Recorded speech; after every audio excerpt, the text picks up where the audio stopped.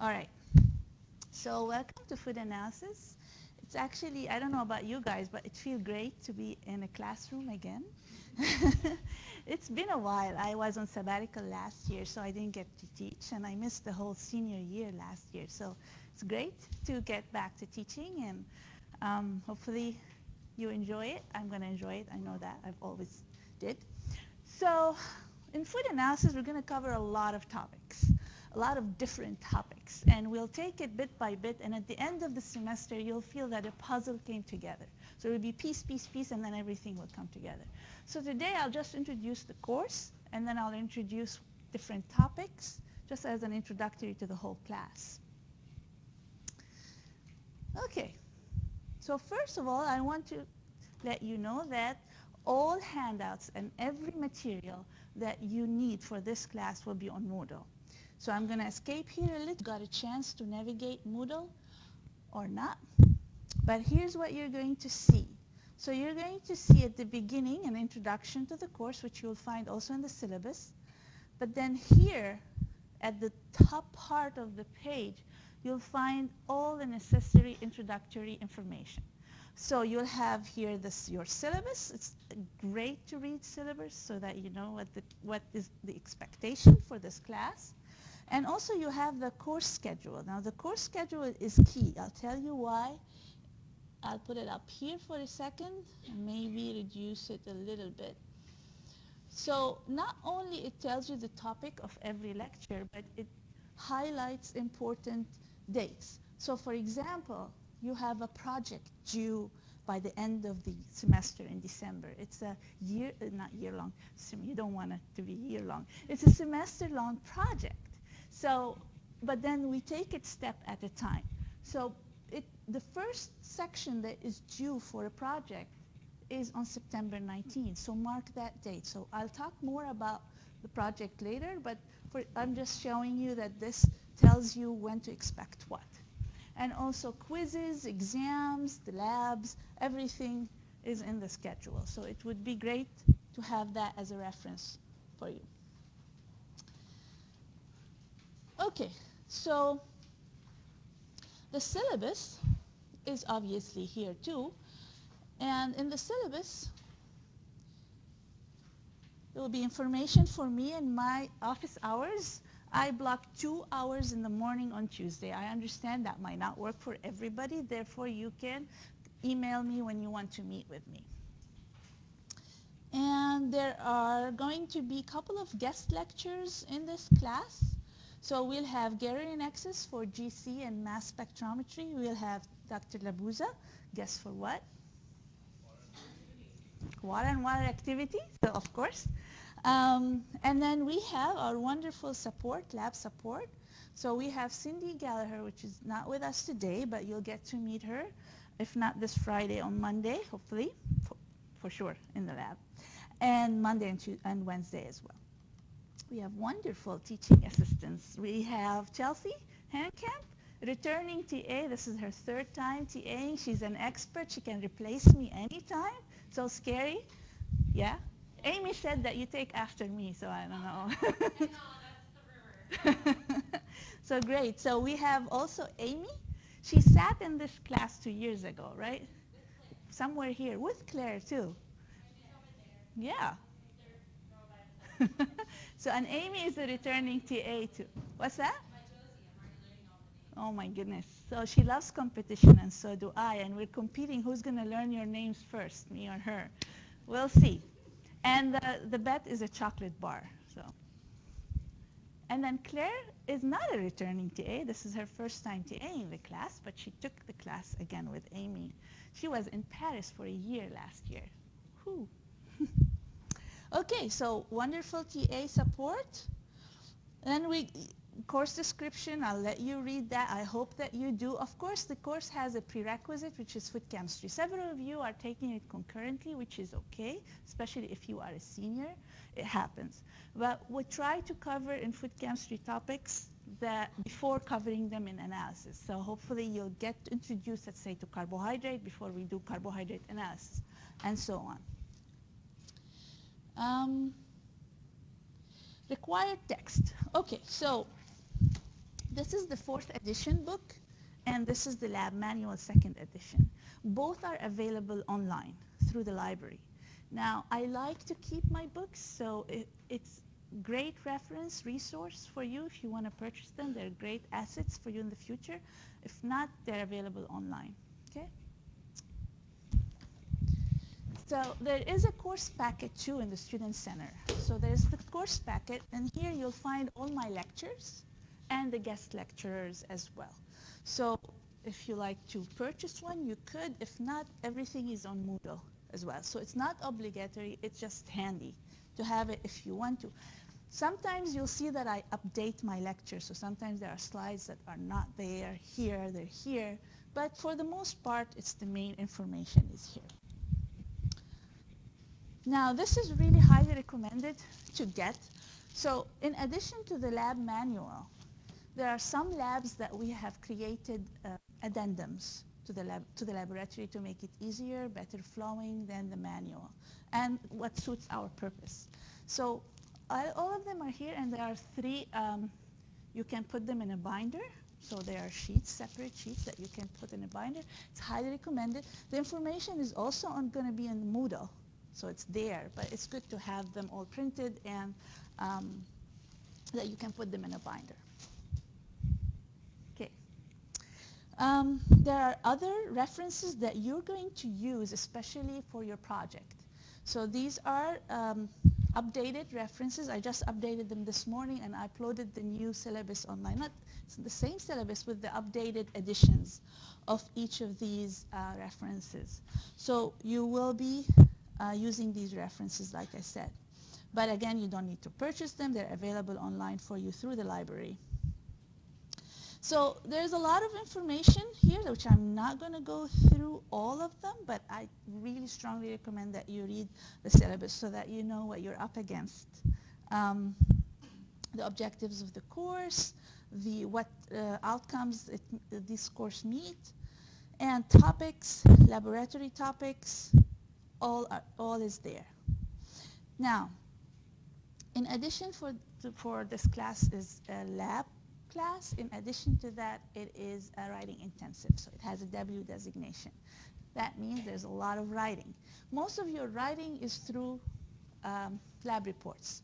Project is another way where you write, and all tests and exams are mostly not bubble questions. It's just short answers questions. So it's a lot of writing, and there are resources for you. If you need help with writing, there's a lot of resources here that will help you. So part of the grade, especially for lab reports, is going to be on your writing. So if you think that you need help with writing, you have resources where you can get free help, where people can edit your writing before you submit a lab report or a project. So here are all of the points that you earn. There's a lot of points that you can earn in this class. So it's not one exam and one final, and if you screw up one exam, then you're done. There's a lot of different chances to get a good grade in this class. So you have 4 quizzes, and the quizzes actually help. They are embedded between big exams, so they help you study, not to study a lot of material for an exam. You kind of study gradually as we go, then 2 exams and a final. Of course, there's the project, which is worth quite a bit of points, and then the lab reports, quite a bit of points as well, is designated to the lab report. So pre-lab quizzes, they are important quizzes that you take home on Friday and you bring it back to the lab on Monday or Wednesday. So it's to make sure that you read the experiment before you come to lab, to be prepared for what you're going to do that day. You're going to maintain a laboratory notebook. This is important. Please, next week, before you come to the lab, make sure you have a notebook with you. It can be any notebook of your choice. There's no specific requirement for a notebook as long as you have one starting next week. And we'll go over in lab what should go in the lab notebook. Participation, involvement, and attendance. I do not like to just talk. I like to ask questions. I like you to ask me questions. And I always tell students there is no dumb question in my dictionary. All questions, if you feel you need an answer for a question, that means that it's an important question. You have to ask it. You're entitled to ask questions. So And it counts towards participation. So you ask a question, you get an answer, and you get 2 points. Okay? For every question you ask, for every answer you give, for any comment, open your mouth and you get 2 points, basically. But open your mouth and have a sound come out. So that will give you 2 points. So involvement, how much you show me that you're involved in this class, you are engaged, and attendance, you know, you're not in school. I know that you can come whenever you want to come, but one day I'm going to walk in, and if whoever is in the class, I'm going to say 10 points to everybody in the class. So coming to class is really helpful for you, but of course, nobody can make you to come to class. So it's up to you. There's information about quizzes and exam. The project, like I said, I will designate a little bit of time during one of the lectures to go through the project. But what I want you to do between now and September 19 is 2 important things for the project. So this form, you'll find it on Moodle. It's called First Project Form to fill out before first meeting. So all of you will have to download this form, fill it out, and make an appointment with me. We'll meet about 10 to 15 minutes to go over project together one-on-one.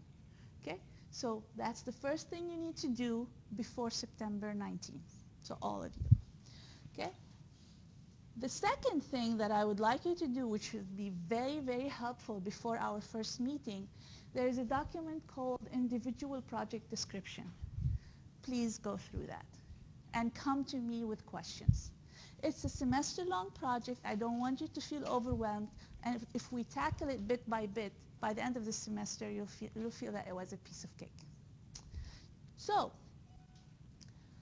2 things. Read this and fill the form. Well, 3 things, and make an appointment with me. Okay.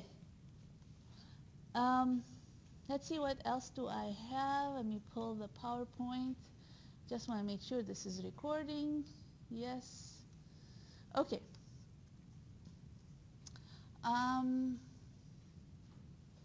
Student learning outcomes.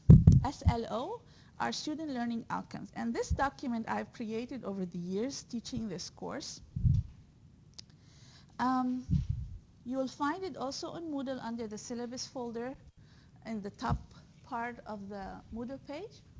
For every section, there is a student learning outcome. If after you study, if you go over each of these and make sure that, oh, I know this. I don't know this. I need to go back and review. That helps a lot in studying. So these are my expectations, what I expect you to learn from each section. So they're listed by section. There's an overall student learning outcome. So in other words, these are your study guides for each section, okay? So for each section, like I said, there is a list. For chromatography, for example, there is a list. For spectroscopy, spectrometry, there is a list, and so on. So for every section, for every quiz, for every exam, you can go back to the learning outcomes and see if you're prepared.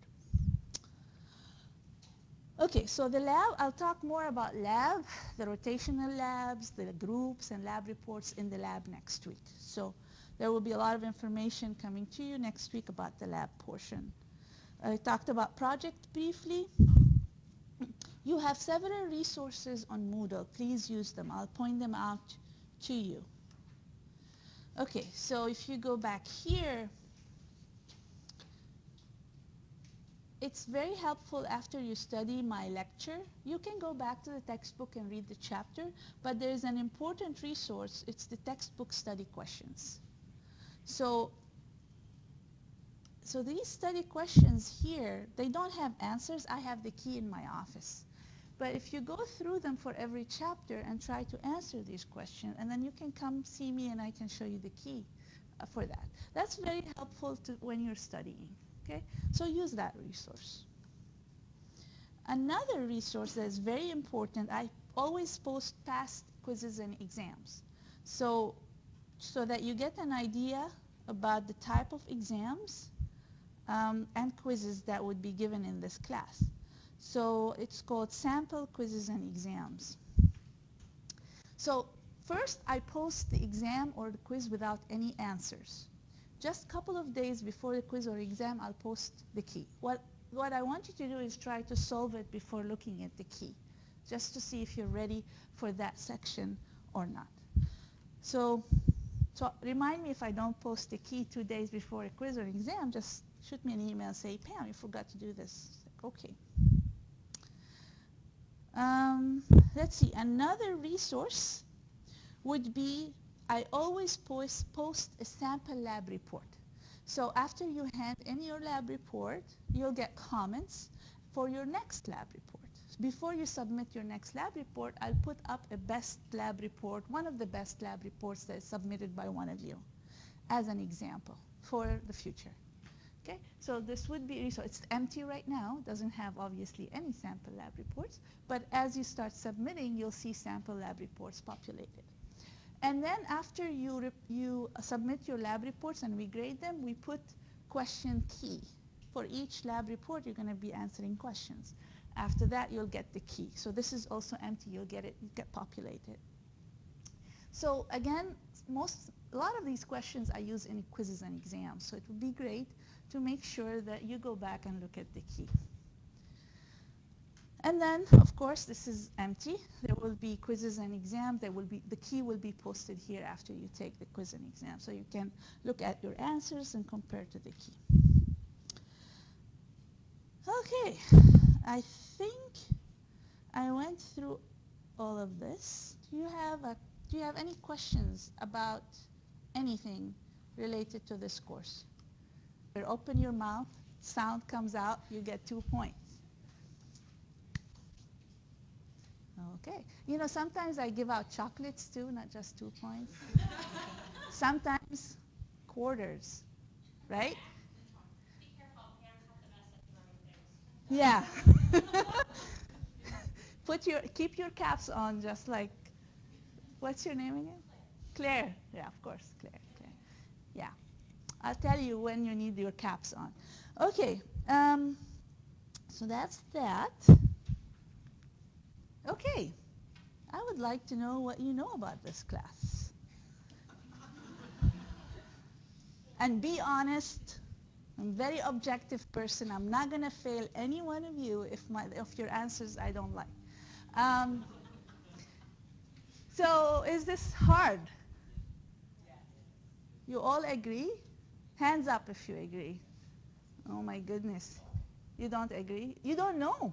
You just came last week. How would you know? I know, but you haven't taken that for the NASs here. Okay, so anybody thinks it's easy? Oh, okay, this guy over here. Scratching your head. Okay. Well, you know, it is the way you want it. It can be very hard or it can be very easy.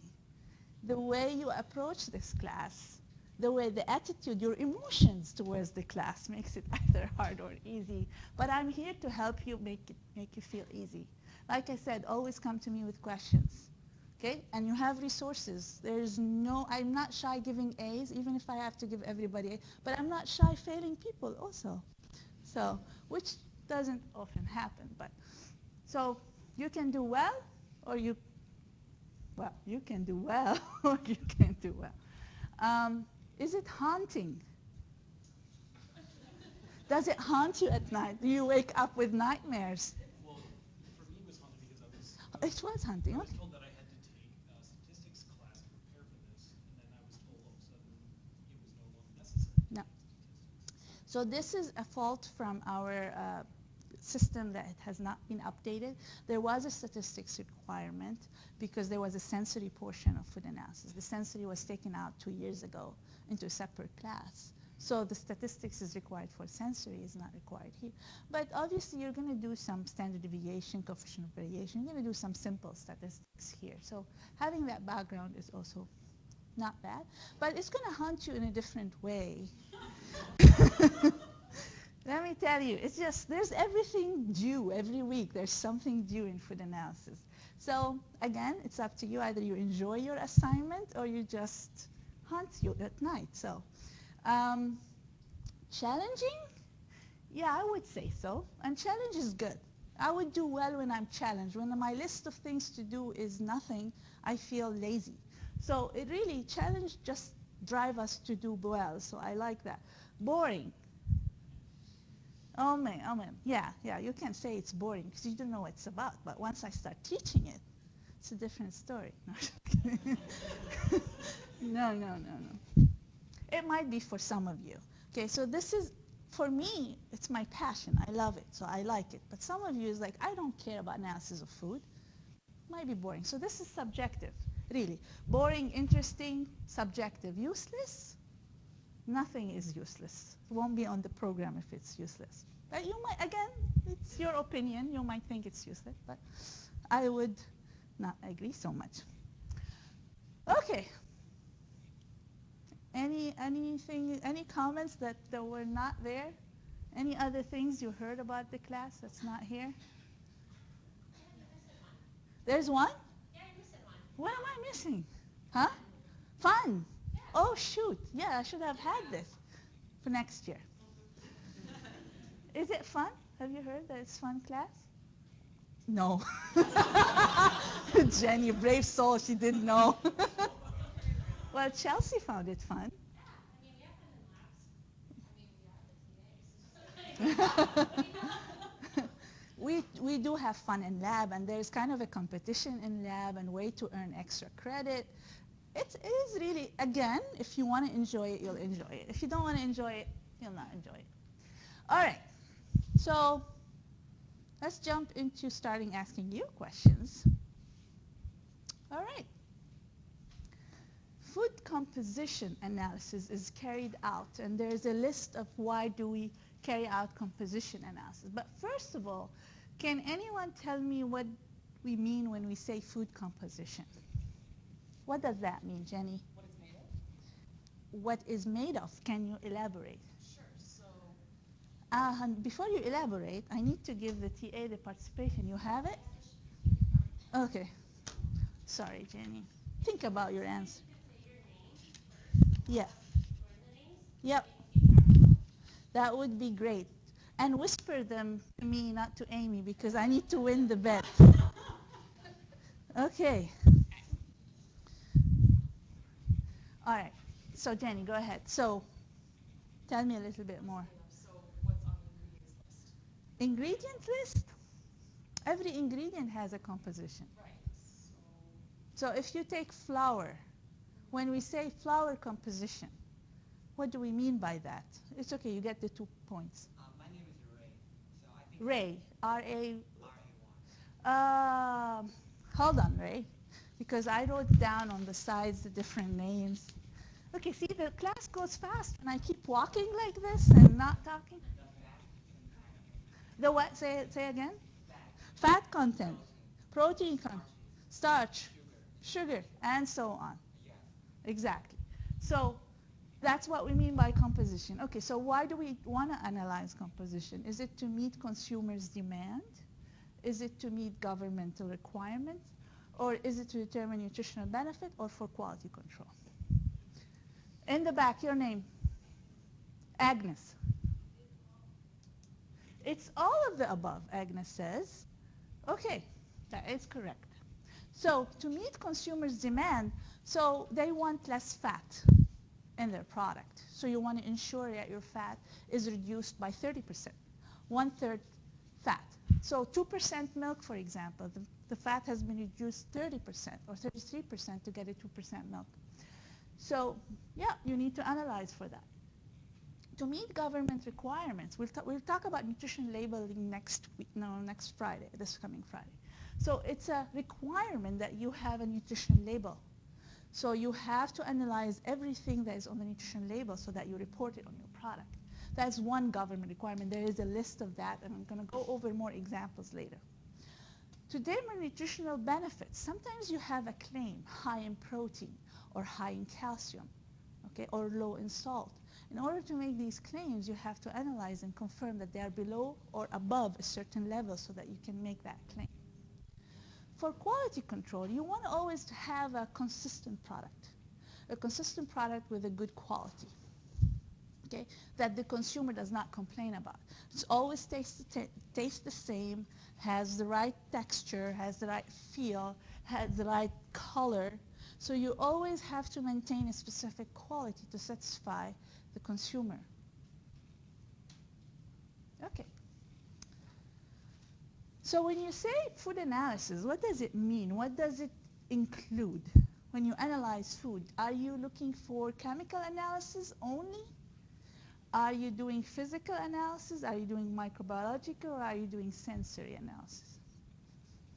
All right, so Claire. All the above. What's your name? Sarah. Sarah. And you in the back, what's your name? What's your name? John? John's going to say something different. I like that. Go ahead. You want to choose? You're going to choose A and D? John, you're wrong. But you get your +2 even if you're wrong. It's actually all of the above. When you analyze food, you analyze everything. It's analysis of everything. Sensory is an analysis. It's just a human perception. So it is an analysis. Microbiological, the microbiological safety of the food is an analysis. Physical, chemical, all of this is food analysis. But what are we going to cover in this class? We're not going to cover micro or sensory or physical. We're doing chemical and characterization. So this class is A. Yeah? Your name? Ben.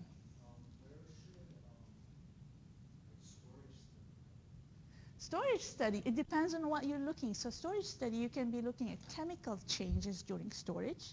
It will go here. Like if we're looking at lipid oxidation, the favorite of Amy, it will go here. We're going to talk about that. If you're looking at microbiological aspects, microbial growth, it will go into the microbiology. Sensory, how does the food change over time? So storage can actually go anywhere, even physical. If you're looking at color during storage, it goes here. So can go everywhere. Good question. All right, so why do we need to analyze food? So there are trends and demands. So we're going to talk about multiple examples as to why we need to or when do we need to do it. So we have the big giant elephant in the room. We have consumers. So they want to eat and then they want a good product. So we need to address consumers' concerns. So they need quality, and we talked about that. So they need nothing to be rancid, okay, for example. They need the certain protein content for a high quality nutritious bar, for example. So they need demand. They demand quality. Of course, they demand safety. And not only from a microbiological perspective. Can you think of another safety concern other than microbiology that can be in the food? And your name is? Nicole? Foreign materials. Can you give an example? Metal would be one. Metal would be one. What were you going to say? You're Michelle. Okay, we have two Michelles. Okay. Allergies, very good, because people have allergies and it has to be on the label what type of allergens are there. Hold on, I had you before. What's your name? Andrew. Andrew. Pesticides. Pesticides, excellent, chemical residue. There could be religious considerations. Certain ingredients like halal or kosher. Yes, but we cannot test for that. So there is, But it goes for safety for labeling. yeah, for labeling, perfect. For labeling, yes, but we cannot analyze for it. Yeah. Toxic substances. What's your name? Huh? My name is Vaidi. Vaidi, the short for the long name. Toxic and hazardous substances. Like what? Give me an example. So somebody mentioned pesticides. Can you think of another thing that is a product from something else? Yeah, okay, radioactive, but I was thinking of something else. What's your name? Catherine? Catherine. Not related to that, but safe packaging. Safe packaging. So when you say safe packaging, what are you preventing in packaging? And other things. There's an example about packaging in a minute. It's a good choice. You're Andy. Okay. Depending on your population, Ah, the chalk has. So that would be physical. Not well, yes, but does not lie under analysis of the food itself. I mean, it's a labeling. Again, the same kind of um, answer here. And you are not Michelle. Emily. Michelle is over there. I told you I'm going to confuse you. Yeah. Antibiotics, excellent, because they are not allowed in milk, for example, if you have dairy milk. So if the animal was on antibiotic, before milking, for some period of time, you have to stop antibiotics so that you don't have antibiotics in milk. Also, in milk, there will be hormones. What's that? Hormones like RBST. Hormones. Yeah, that's another. So another thing I was thinking about was mycotoxins, for example. So if you have fungal growth that might produce toxins, mycotoxins is another one. So foreign matter such as animal feces or urine or hair of a rat or stuff like that, which is very common. And we have a whole chapter on filthy stuff to talk about. Nutrition and health. Claims. What claims have you seen on labels? Hold on. I want somebody new. Sonia. Gluten-free. That's right. So you need to make sure you test by ELISA or any type of test, immunological test, that you confirm that you do not have gluten in your meal. Yes. Low sodium. Yes, low sodium, low fat. You're Michelle now, the other Michelle. Okay. Caffeine-free. We have a whole lab on caffeine, and we have one of the product, a caffeine-free product. Your name? Bailey. What gives you the heart health claim on oats? It's low in cholesterol. Yeah, well, that's one thing. Yeah. Soy protein and heart. Excellent. I love that. We love soy protein, don't we? Yeah. Your name? Sven. High fiber claim. Excellent. John? What? GMO. Yes, genetically modified. Yeah, there is another chapter on that. Fat-free and high in vitamin A. Yeah, well, yes, true. Okay, I think we had enough examples. This is excellent. You guys are on a roll. Great. A health claim related to coronary heart disease, some of you already answered that, may involve the analysis of the following. If we want to make a coronary heart disease claim, which one of these would we want to analyze? Michelle, the other Michelle. A and C. Does anybody else have other answer? Sorry, your name? Agnes, yes, sorry. Go ahead. Phytochemicals. I need a third answer. I choose A. You just choose A. You gave up on B. Okay. D. D. Okay, I'm still missing the correct answer. What else is there? Okay, with the glasses in the back. What's your name? Jen. No, he just said that. But you get a +2. Sarah. We have a winner. We have a winner. Yes, phytochemicals are chemicals from plant origin that have physiological contributions. Some of them are antioxidants. Some of them have health benefits such as reducing risk of coronary heart disease. Saturated fat, actually, you need less of that, right? So you need no saturated fat in your product. Free fatty acid is not one of them. Free fatty acid is needed when you're suspecting rancidity, especially hydrolytic rancidity. So if you're looking for rancidity in a product, then you would do that. But you won't analyze it for coronary heart disease. Questions? Okay. All right, that was few examples from a consumer perspective. Let's look at from a food industry perspective, what do they care for? So there's a lot of stuff they care for. Product quality, of course they care for product quality because consumer demands good quality. And in order to compete in this business, they have to provide the consumer with quality. So they have to ensure that it is shelf stable for X amount of time, for example. 3 months versus a competitor has it for 6 weeks. So if you produce a better quality that is shelf stable longer, then they are winners. So that is one example of many. Product development. Consumers are always looking for new products. Okay? And when you're developing a new product, a series of analysis come with it. And you learn that as we go throughout the semester. There are a ton of examples to when you are developing a product, especially when you do the product project. Each one of you will have a product, and you'll go through a lot of analysis, not physically, but learn about different tests you need to do for a product. So again, these are demands. So the industry needs to meet consumers' demand, and they have to satisfy quality and always producing new stuff.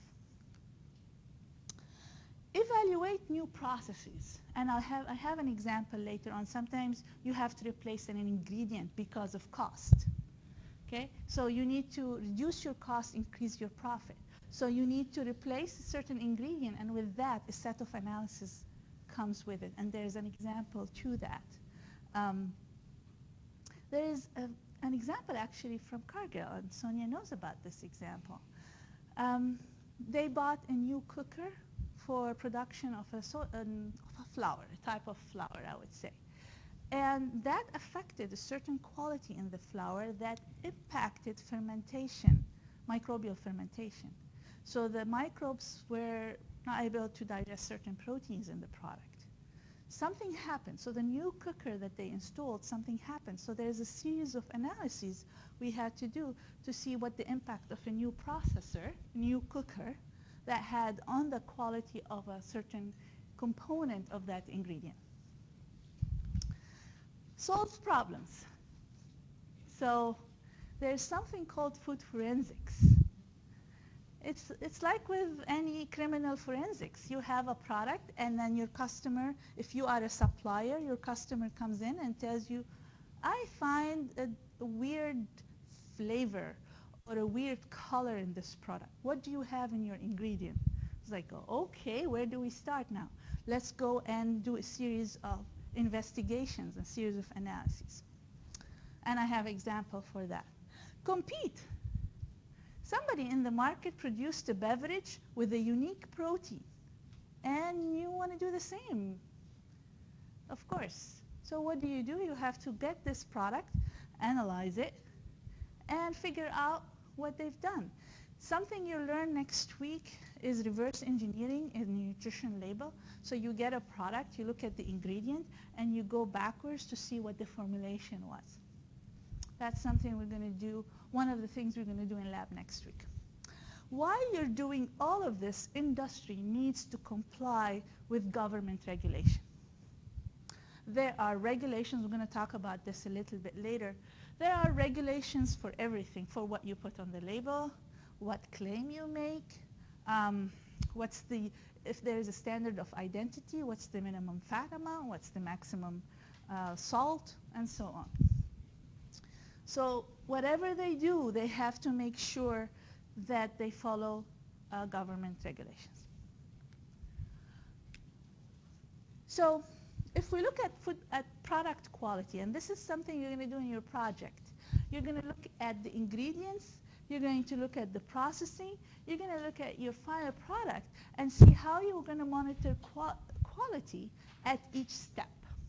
This is in a nutshell your project. Every person is going to have a product, and they're going to look at the ingredient, raw ingredients.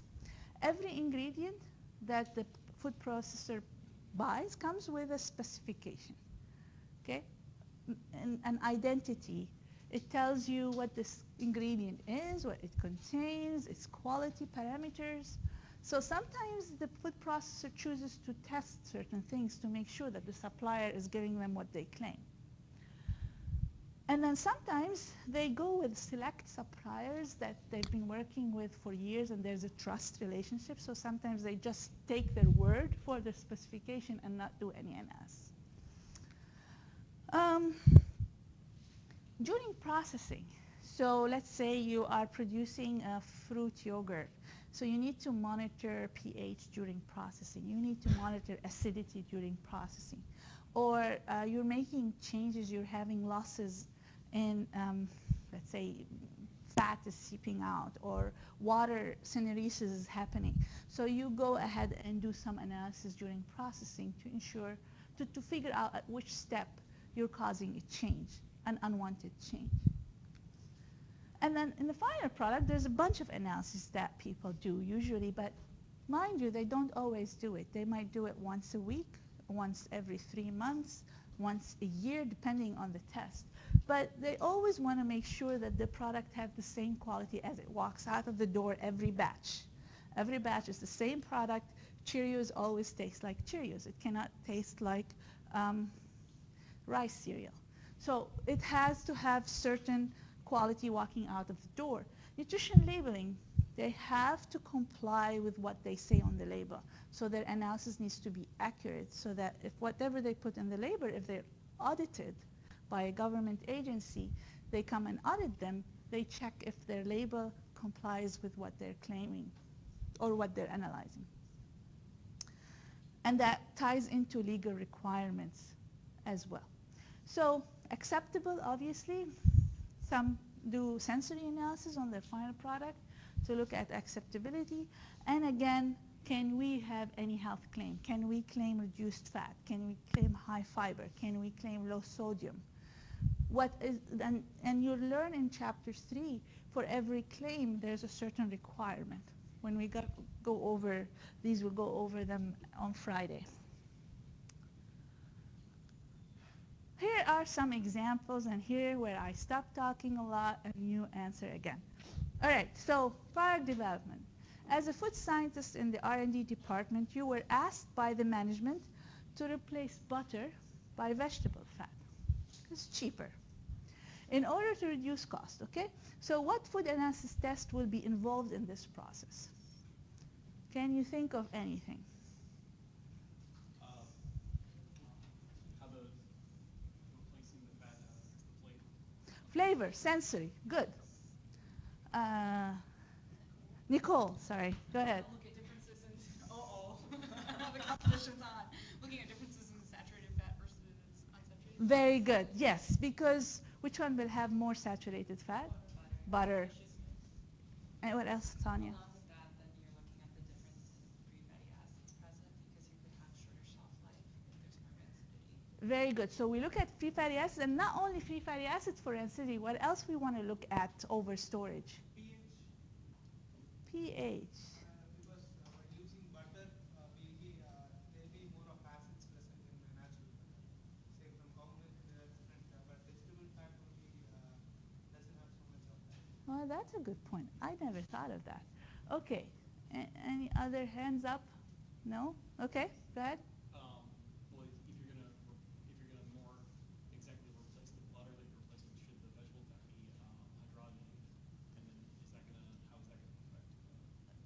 Yeah, what would hydrogenated fat and butter contribute to in a product?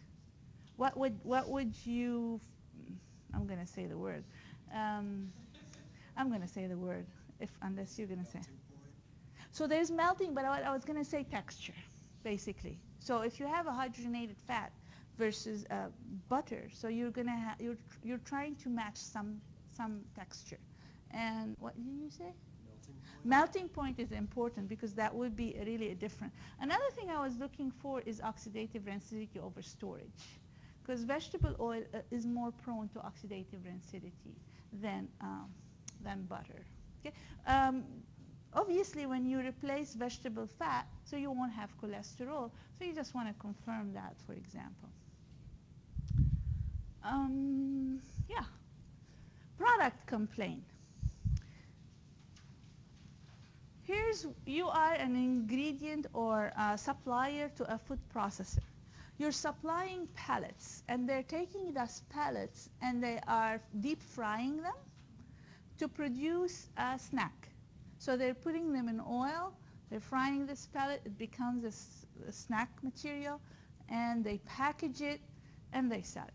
They came back to you and they told you that the product, after they put it in package and during less than the shelf life of the product, they have rancidity. So they're blaming you. They're telling you there's something wrong with your palate. So what do? You want to defend your company, but you have to have ground. So what do you do?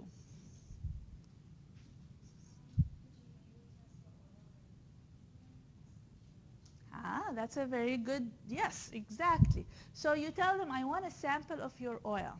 Maybe your oil is rancid. That's one thing. Your name? Yeah.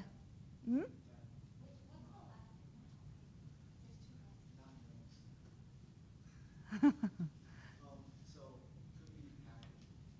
Yes. What would be wrong with the packaging? So permeability of the packaging. So you get a sample of the package and you tell them, okay, I want to test oxygen permeability in your package. I would ask if they're adding vitamin E or to their snack that could help. With antioxidant? Yeah, to prevent. So if they're doing that, there shouldn't be a rancidity problem, at least oxidative rancidity. But it's a thought. Yeah, you have to ask all sorts of questions. It can be complaint and it can be also forensic. So you're dealing with unknown stuff. Yes? Farah. She's Farah, huh? So storage conditions, yes, exactly. So you want to go and visit their facility where they're putting their packages. Is it overheated? Is it humid? What is it? Well, if it's humid, unless the package is permeable to humid air. So yeah, so you want to ask these questions basically, and then you run your tests. You run your tests on the pallet itself. You run your tests on the material that was fried. You run your test on the package, with and without the package. You run the test on the oil. So you have to run several tests on different aspects of the entire product before you make a decision and tell them, well, it's your oil, or it's your package, or it's your warehouse. So you have to do an investigation and analysis tied up to it. And just lastly, just going to take 30 seconds, that's another example of food forensic. So somebody comes to you and tell you there is some sharp something in your ingredient and it's winding up in our product.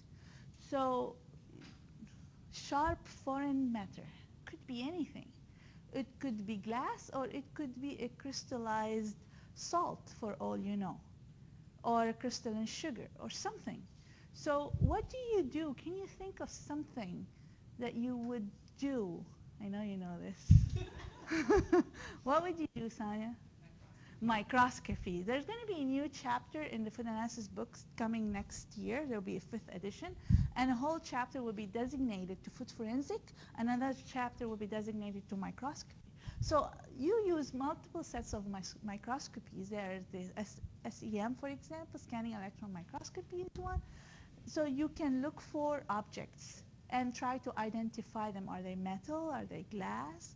And then after you identify what they are, then you go back and make a visit to the producer and see their processing line. Is there anywhere in their processing line that glass can come or crystallization can happen or anything? So a series of investigation basically. So I'll stop here. That's good. And I'll see you on Friday. Good job, everybody.